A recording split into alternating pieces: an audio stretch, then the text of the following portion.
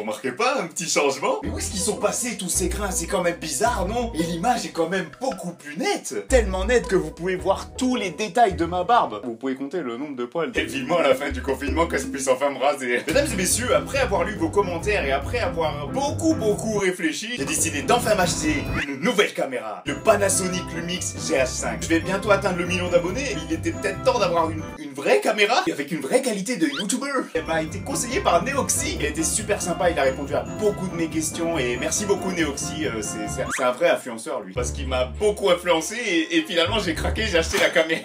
Ça se voit que je suis vraiment très content mais il était temps de changer de caméra quand même. La meilleure vidéo que je peux faire pour commencer avec cette nouvelle caméra, c'est de vous raconter des anecdotes. Et bien sûr les anecdotes drôles et stupides. En plus avec cette barbe, c'est vraiment le moment de vous raconter des histoires. Vous inquiétez pas, dans 2 semaines le challenge de la barbe sera terminé. Je pourrai enfin me raser. Je vais vous raconter une petite anecdote qui s'est passée quand j'allais en boîte. J'ai pas mal d'anecdotes en boîte qui sont drôles et parfois moins drôles. Mais bon, c'est ça les boîtes de nuit, hein. C'est un peu une jungle des fois les boîtes. J'étais en boîte avec des potes et j'avais trop envie de pisser. Vraiment, j'avais la vessie qui allait exploser. Du coup, j'ai dit, les gars, je reviens, j'en peux plus. Donc je fais tout le trajet, j'arrive dans les toilettes et puis là, il y avait masse monde dans les toilettes. Vraiment, ils faisaient tous la queue devant les cabines des toilettes. Putain, il y a tout le monde qui doit pisser d'un coup en même temps, c'est quoi ce bordel? Mais il y avait une cabine où il y a personne qui faisait la queue. Et je me suis dit, ils sont cons. Ils font tous la queue devant les autres cabines, mais il y a une cabine où il y a personne. Pourquoi ils vont pas dans celle-là? Vas-y, j'y vais. Donc je rentre dans la cabine, je ferme ma clé et là je me retourne, je regarde le toilette. J'ai jamais vu ça. Il y avait de la merde partout sur le toilette. C'est-à-dire qu'il y a un mec, il allait dans ce toilette. Je sais pas ce qu'il a fait, comment il a fait ça. Mais il y avait de la merde dans la cuvette, il y avait de la merde sur les murs des toilettes. Ça puait la mort, j'avais envie de gerber. Et tu vois, quand j'étais là, enfermé dans la cabine, devant toute cette merde, j'ai commencé à comprendre pourquoi les gens ils faisaient la queue dans les autres cabines. En gros, j'étais là, j'avais deux possibilités. Soit je sors des toilettes et je vais faire la queue comme tout le monde, soit vraiment je me bouche le nez et je pisse et je me dépêche de sortir. Et vraiment je devais trop pisser. C'est cette sensation où t'as mal à la vessie. Je me voyais pas attendre derrière 10 mecs pour aller pisser, j'en pouvais plus. Je me suis dit, il est là le trou. Vas-y c'est bon, je pisse et je me casse. En plus je devais tellement pisser que c'était long. Allez vite, je veux sortir. Et là je finis, je déverrouille la porte, j'ouvre la cabine et je tombe nez à nez avec un mec qui devait lui aussi pisser. Et là tu sais, il y a eu une sorte de blanc. Lui et moi on s'est regardé. Moi je l'ai regardé en me disant, mec tu vas rentrer, tu vas croire que c'est moi qui viens de chier. Et lui il me regardait en mode, mais tu sors, je dois pisser là. Du coup je suis sorti, il est rentré, il a fermé. Je vais pour me laver les mains et le miroir en fait était juste en face des cabines. Donc en gros j'étais en train de regarder la cabine. Au bout de 5 secondes je vois le mec il ouvre la porte en mode vénère. Et il me regarde droit dans les yeux à travers le miroir. En fait il a cru que c'était moi. Il est sorti des toilettes vénère, il est même pas allé pisser. Et quand je suis sorti des toilettes, j'ai vu un groupe de personnes me regarder. Je vois le mec au milieu des personnes qui est en train de faire, eh, c'est lui là. Oui il a chié, il a dégommé les toilettes. Cet instant malaise quand tu te fais pointer du doigt alors que t'as rien fait. Franchement je me suis senti trop mal à l'aise, j'ai tracé. Moralité de cette histoire, évitez d'aller aux toilettes en boîte. J'ai remarqué que vous aimez bien les anecdotes quand j'étais à l'école. On était en 2007, ça s'est passé au collège. Comme vous le savez, les établissements font très bien les emplois du temps et du coup vous avez des énormes trous de perme pendant vos heures de cours, c'est génial. Merci l'éducation nationale. Quand t'es au collège, tu peux faire deux choses pendant tes heures de perme. Soit tu vas en permanence, y a rien à faire, c'est une salle où t'es assis. Soit tu vas au CDI, et dans le CDI t'as des livres, des activités et il y a des PC. Du coup pendant ces heures de perme avec un pote, on allait au CDI. Sauf qu'en fait, à force d'aller tout le temps au CDI pendant toutes ces heures de perme, on se faisait un petit peu chier. On a eu l'idée, une incroyable idée, de créer un virus et de le mettre sur le PC.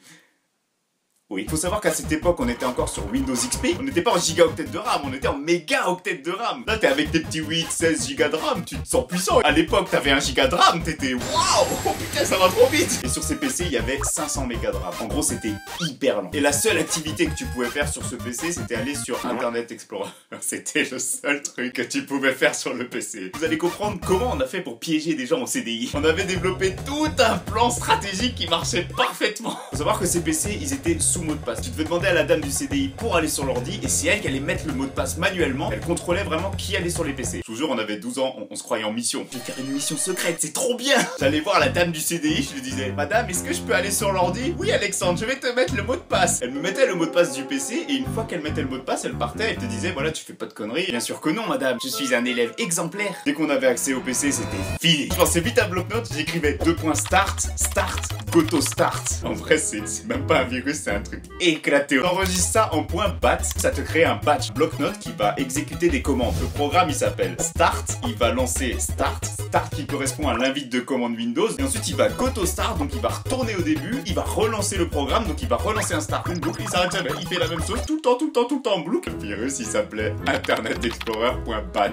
Mais attention, les programmes en batch, tu ne peux pas changer le logo du batch. Je cachais le .bat dans un dossier et je créais un raccourci vers le bureau de ce .bat. Ce qui fait qu'en fait, comme c'est un raccourci, tu peux changer le logo avec le logo d'Internet Explorer. Je supprimais le raccourci d'Internet Explorer du bureau et je mettais mon Internet Explorer qui n'avait rien à voir. Mission accomplie, on va se mettre en position maintenant. Ensuite, je me levais, je prenais mon sac et j'allais sur des chaises qui étaient juste derrière les PC. C'était un petit peu en arrière, mais c'était pas trop grillé. C'était juste histoire qu'on ait une vue sur notre cible. On allait se poser avec un livre, on faisait genre de livre et on attendait que quelqu'un aille s'asseoir sur le PC. Des fois, je vous avoue, il y a personne qui allait s'asseoir, du coup on était un peu déçus quand on partait. Et un jour, il y a quelqu'un qui allait sur le PC. Il allait voir la dame du CDI, il a fait: Madame, je peux aller sur le PC? Elle a regardé comme ça, elle a fait: Ah bah tiens, regarde, il y a un PC qui est allumé, quelqu'un ne l'a pas éteint. Bah dessus. Ah oui, bah sur ce PC, c'est parfait. Le mec, il allait se poser sur le PC, et là on le voit, il va vers Internet Explorer, on se dit: Ça y est, il va lancer, il va lancer. Et là, il double clic dessus. Là, le pauvre, il a paniqué. Ça a commencé à ouvrir toutes les fenêtres noires, ça commence à impacter tout l'ordi. Et lui, il essayait de cliquer sur les croix pour fermer les fenêtres. Nous, on était en position de rapace, on était comme ça. Oh yes. Oh le con. Franchement le pauvre, ça maintenant que j'y pense, ça me fait de la peine parce qu'il n'a pas compris ce qui se passait. Et comme c'est des vieux PC, comment te dire que le PC, à force d'ouvrir des fenêtres, il comprenait plus ce qui se passait. C'est-à-dire que les rames, elles étaient vite remplies. Le PC, il a cessé de fonctionner, il n'y a plus rien qui marchait. Il pouvait plus rien faire. Il a tellement paniqué qu'il a éteint le PC à la main. Dans sa tête, ça a fait... Il a pris ses affaires et il est parti. Le pauvre, franchement, il aurait pu se faire défoncer à cause de nous. Jonathan, tu te fous de ma gueule, donne-moi ton carnet. Moralité de cette histoire, les meilleurs plans, c'est ceux qui sont faits par derrière. C'est bizarre dit comme ça. Je vais vous raconter une anecdote qui a changé mon quotidien. Ça s'est passé environ il y a 1 an et demi. C'est assez récent quand même. Un matin en me levant, j'ai commencé à avoir des picotements au-dessus du pied. J'avais perdu toute la sensibilité sur mon pied. Je pouvais me pincer, je pouvais me planter, je sentais rien. Je me suis dit, j'ai dû dormir sur mon pied. Voilà, ça va se réveiller dans la journée. Je me suis pas du tout inquiété. Vraiment, je me suis pas inquiété. Mais non, faut pas stresser non plus. C'est rien, c'est juste mon pied, je sens plus rien. Le problème, c'est que plus le temps il avançait, plus je commençais à perdre de l'équilibre. Parce qu'en fait, la zone qui était impactée par la perte de sensibilité, au fil des jours et des semaines, elle a commencé à grimper au niveau de ma jambe. Tout mon pied plus le début de ma jambe, je ne sentais rien du tout. Et je perdais vraiment de l'équilibre. C'est-à-dire que normalement, quand tu fais comme ça avec ton pied, tu vois, tu peux tenir tranquillement. Vous pouvez tous essayer ça chez vous, vous tenez tranquillement, il n'y a pas de problème. Et moi, quand je faisais ça, j'avais beau essayer de retenir mon pied, je partais en arrière. J'avais perdu l'équilibre et la sensibilité de cette jambe en fait. Ça m'a pas inquiété du tout. J'avais toujours pas appelé le médecin. Au bout d'un mois, je me dis, c'est quand même bizarre. Je perds la sensibilité, je perds l'équilibre. Il y a quand même quelque chose qui est bizarre et il faut quand même que je fasse quelque chose là. J'ai perdu la sensibilité de mon pied et de ma jambe.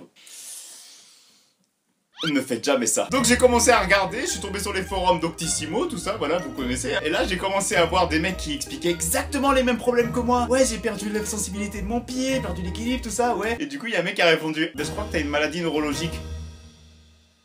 Quoi? Donc j'ai commencé à faire le tour des forums et puis je vois aussi que ouais mais ça doit être lié au diabète, t'as peut-être du diabète. Je me suis dit soit j'ai le diabète, soit j'ai un problème neurologique. Et là je peux te dire j'ai commencé un peu à stresser tu vois. Mais j'ai pas appelé le médecin. Oh c'est bon vas-y, de toute façon ça va peut-être passer quand même. Du coup du jour au lendemain j'ai arrêté le sucre partout. On va partir du principe que c'est peut-être trop de sucre donc j'arrête le sucre partout, on verra bien s'il y aura du changement. Je prenais toujours du sucre dans mon café, j'ai pris du café sans sucre. J'ai arrêté de boire tout ce qui était les boissons sucrées, donc tout ce qui est coca, fanta, tous ces trucs là. J'ai mangé beaucoup moins de sucre, j'ai tout stoppé. Du coup ça a duré pendant 3-4 mois. J'avais cette jambe qui traînait et je devais essayer de la contrôler. Je perdais l'équilibre au niveau de la jambe gauche. Pour les gens qui me croisaient dans la rue, ils voyaient un truc comme ça, mais ils se disaient ça y est, il y a les zombies, ils arrivent là. Même en arrêtant le sucre, j'avais toujours ce problème à la jambe. Je me suis dit, il faut vraiment que j'aille voir un médecin parce que là, ça va pas, il faut vraiment que je sache ce que j'ai. Du coup j'ai fait du sport. Faut savoir que mon bureau il a 3 mètres de mon lit. C'est possible que je ne marche pas assez, que du coup ça affecte justement ma jambe. Je suis parti du principe que c'était peut-être un problème au niveau musculaire. Tous les matins je faisais une petite série de squats.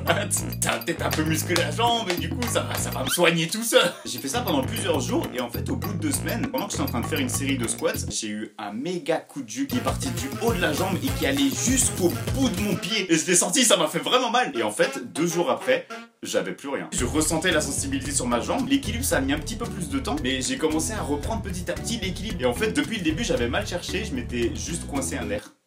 Et c'est lié au fait que je m'assois mal quand je suis en train de bosser. Faut savoir que je bosse à temps plein sur YouTube. Et comme je bosse dans cette pièce, bah je m'assois un petit peu comme je veux. Tu vois, je m'assois en tailleur, je m'assois un peu comme ça, tu vois, en mode ouais, c'est bon, tranquille les gars, je bosse tranquille là. Genre j'avais les pieds comme ça limite quand j'étais en train de bosser. Et du coup, le fait de mal s'asseoir pendant plusieurs jours, pendant plusieurs mois, ça a fait que je me suis coincé un nerf. Pendant 4 mois, j'étais comme ça et à aucun moment je me suis dit oh, faudrait peut-être que j'aille voir un médecin, non? J'ai fait le warrior. Alors que si j'étais allé voir un médecin, il m'aurait fait un IRM, donc une radio du cerveau. Il m'aurait fait une prise de sang pour au final me dire les analyses sont formelles, tu es un abruti. Du coup, pendant ces 4 mois, je me suis habitué à ne plus prendre autant de sucre. Mon café, maintenant, je le bois sans sucre. Tout ce qui est boisson sucrée, soda, tout ça, j'en prends vraiment à des exceptions. Quand je vais manger au restaurant ou que je vais boire un coup avec des potes, je prends une boisson sucrée.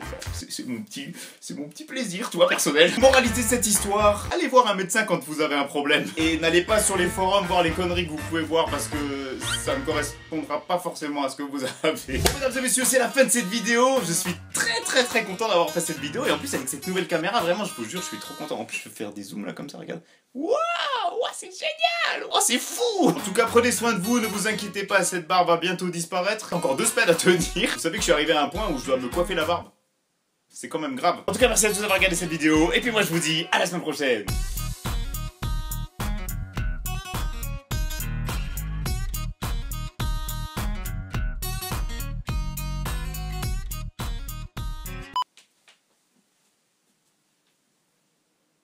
Vous remarquez pas Bref.